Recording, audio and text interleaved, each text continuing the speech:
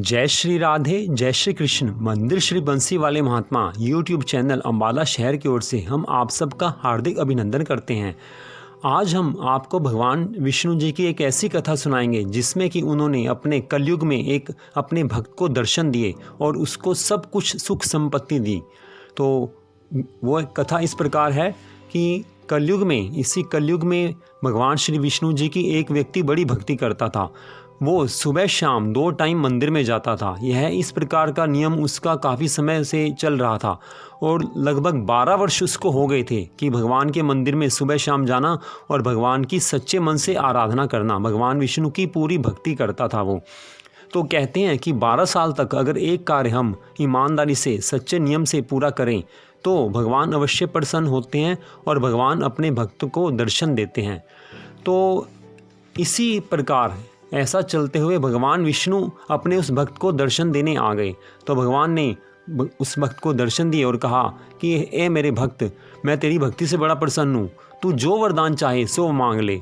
तो उस व्यक्ति ने कहा कि नहीं प्रभु जी, आपका दिया हुआ सब कुछ है।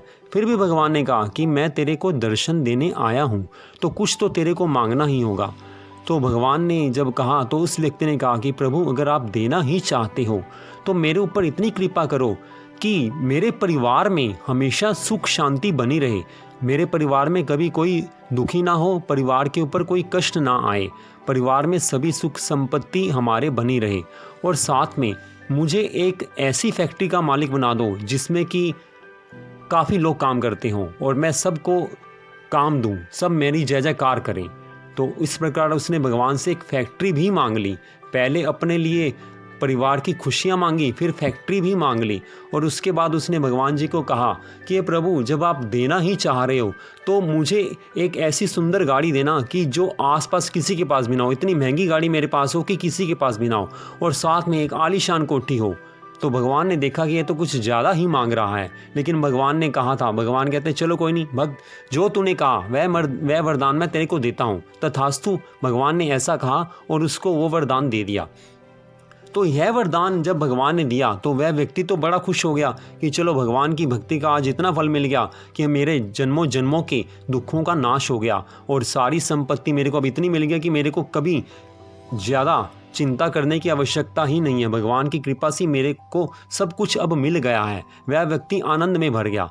तो जैसे ही भगवान विष्णु वरदान देकर वापिस अपने विष्णु लोक को गए तो महालक्ष्मी माँ ने भगवान विष्णु जी से कहा कि हे प्रभु, आपने अपने भक्त को ऐसा वरदान क्यों दे दिया? इस तरह तो वह आपकी भक्ति से दूर हट जाएगा, क्योंकि जिसको संसार की सारी सुख संपत्तियां एक साथ मिल जाएं तो भगवान की भक्ति कभी नहीं कर पाता। इस तरह तो आपने भक्त का अमंगल ही किया। आपने अपने भक्त के साथ ऐसा नहीं करना चाहिए था आपको। तो भगवान विष्णु ने कहा कि हे महालक्ष्मी माँ, आप चिंता मत करो, मेरे भक्त ने संसार की हर चीज़ मांग ली है। उसने कोई ऐसी वस्तु नहीं छोड़ी कि जो उसके पास ना हो, लेकिन उसने असली चीज़ तो उसने फिर भी नहीं मांगी। तो महालक्ष्मी माँ ने कहा कि प्रभु, उसने अब कौन सी चीज़ छोड़ दी जो भी नहीं मांगी? उसने तो सब कुछ मांग लिया। तो भगवान ने कहा कि हे महालक्ष्मी माँ, शांति तो उसने मांगी ही नहीं और शांति अभी भी मेरे चरणों में है। जब तक वो शांति नहीं मांगेगा तब तक उसको अपने जीवन में खुशियाँ जो मिल भी जाएंगी तो उसको अगर शांति नहीं मिलेगी तो भी भटकता रहेगा। इसलिए वो दोबारा मेरे पास आएगा, दोबारा मेरे से याचना करेगा कि हे प्रभु, ये सारा कुछ ले लो लेकिन शांति दो मेरे को। तो भगवान ने जैसे ही महालक्ष्मी माँ से ये कहा तो लक्ष्मी माँ प्रसन्न हो गई कि चलो, अपने भक्त का भगवान ने ख्याल तो रखा। तो ऐसे ही समय बीतता गया और वह व्यक्ति सारी सुख संपत्ति पाकर बड़ा आनंद में मगन रहने लगा। लेकिन कहते हैं कि जैसे सुख संपत्ति बढ़े तो इंसान का दिमाग भी 7वें आसमान पर पहुँच जाता है। उसके साथ भी वही सब कुछ हुआ। सुख संपत्ति, सारा वैभव, संसार की हर वस्तु उसके पास थी। परिवार भी खुश था, फैक्ट्री भी थी, फैक्ट्री में काफ़ी लोग भी काम करते थे, पैसा भी इतना था कि गिनती ही नहीं हो सकती थी। लेकिन नहीं था तो एक ही चीज़, मन की शांति छिन गई थी। पहले वह अपने घर में रात को 8 साढ़े 8 बजे आया था, परिवार के साथ रहता, परिवार के साथ खेलता खाता, सब कुछ परिवार के साथ खुशियाँ मनाता था। लेकिन जैसे ही पैसा बढ़ा, फैक्ट्री बड़ी लग गई, तो रात को 12-12 बजे तक आना, उसके बाद भी आकर काम करना। तो वह व्यक्ति एक बार चिंता में पड़ गया कि मैंने भगवान से ये सब कुछ मांग कर कहीं गलत तो नहीं कर दिया। तो एक बार वो सोचने लगा, भगवान की भक्ति तो पहले उसने की ही हुई थी। भगवान ने थोड़ी और प्रेरणा की, सरस्वती माँ ने भी उसको थोड़ा एहसास कराया कि तूने जो कुछ मांगा है वो तेरे नुकसान के लिए ही है, तूने अपने फ़ायदे के लिए कुछ नहीं मांगा।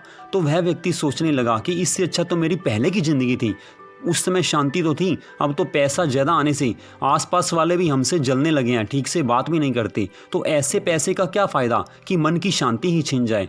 तो वह व्यक्ति अगले दिन सुबह सुबह भगवान के मंदिर में गया और भगवान से प्रार्थना की कि हे भगवान विष्णु, हे श्री हरि विष्णु, आप मेरे को पहले जैसा ही बना दो, ये सारा सुख संपत्ति सारा आप छीन लो मेरे से, लेकिन मेरे को मन की शांति दे दो, बस मेरे को सिर्फ इस समय मन की शांति चाहिए, पैसा आप जितना दोगे मैं उसमें खुश रहूँगा।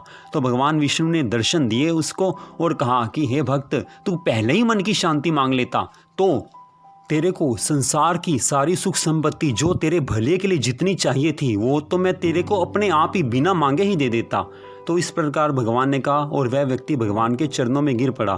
तो भगवान ने कहा कि जो मैंने तेरे को सुख संपत्ति दी है वो तो तेरे पास ही रहेगी, लेकिन आज के बाद तेरे को मन की शांति मिलेगी, यह मैं तेरे को वरदान देता हूँ। आगे से मेरे चरणों में हमेशा ध्यान लगा कर रखना, इतना ध्यान रहे कि भगवान ही सब कुछ करने वाले हैं, भगवान की कृपा के बिना कभी कुछ नहीं मिलता। इस तरह मेरे ध्यान में हमेशा तुम भी लगे रहना और अपने परिवार को भी मेरे चरणों में लगा कर रखना, तभी तुम्हारे परिवार में सुख संपत्ति बनी रहेगी। तो भगवान ने इस प्रकार दोबारा वरदान दिया और वह भक्त खुश होकर अपने घर आ गया।